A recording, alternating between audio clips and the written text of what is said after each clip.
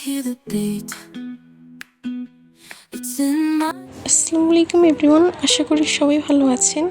ফার্স্টে ফ্রেশ হয়ে skin care করে নিচ্ছি, দেন নাস্তা করে রুম গুছিয়ে পড়তে বসবো। কারণ সকালে যদি একবার না পড়তে বসি তাহলে অনেক বড় জমে যায়। অ্যান্ড আমার ভাই আমাকে খুব সুন্দর একটা মিল্কশেক বানিয়ে দিয়েছে। কিছুক্ষণ পরেই দেখি বাইরে তুমুল ঝড়, অনেক বৃষ্টি হচ্ছিল। দেন শাওয়ার নিয়ে খাওয়া দাওয়া করি, এরপর 1 ঘন্টার জন্য আবারও পড়তে বসি বিকেলবেলা।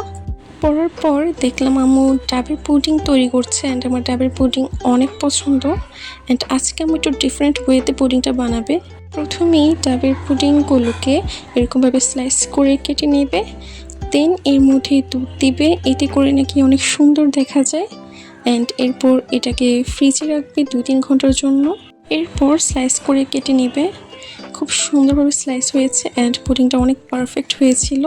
বিকেলবেলার আকাশটা একেবারে পিঙ্কি পিঙ্কি হয়েছিল। সন্ধ্যার পর থেকে আমার সব পড়া শুরু হয়, অ্যান্ড মেন চ্যাপ্টারগুলো আমি সন্ধ্যার পর পড়ি। যখন আমার পড়তে ভালো লাগে না তখন আমি ড্রয়িং করি, ড্রয়িং করলে একটু মনটা ভালো হয়।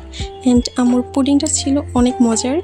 এরপর আমি কিছুক্ষণ পড়ি, কিছুক্ষণ বলতে কখনো কখনো 12টাও বেজে যায়, আবার কখনো কখনো 2টাও বেজে যায়। বাট কিছু ক্লিপই তোমাদের সাথে শেয়ার করলাম। দেন একটু ছাদে যাই, কারণ পড়তে পড়তে যখন অনেক বোর ফিল হয় তখন একটু রিল্যাক্সের প্রয়োজন আছে। যেহেতু ছাদে এক সাইডে বাগান এবং একটা দোলনা আছে, তাই আম্মুকে নিয়ে একটু ছাদে যাই, যাতে করে মনটাও ভালো হয়ে যায়। অ্যান্ড ওই দিন খুব সুন্দর একটা চাঁদ উঠেছিল। সো আজকের ব্লগ এই পর্যন্তই। আশা করি আজকের ব্লগটি তোমাদের ভালো লেগেছে। আজকের ব্লগটি খুব একটা গুছিয়ে করতে পারিনি, তার জন্য সরি। সো আজকের জন্য এই পর্যন্তই। আল্লাহ হাফেজ।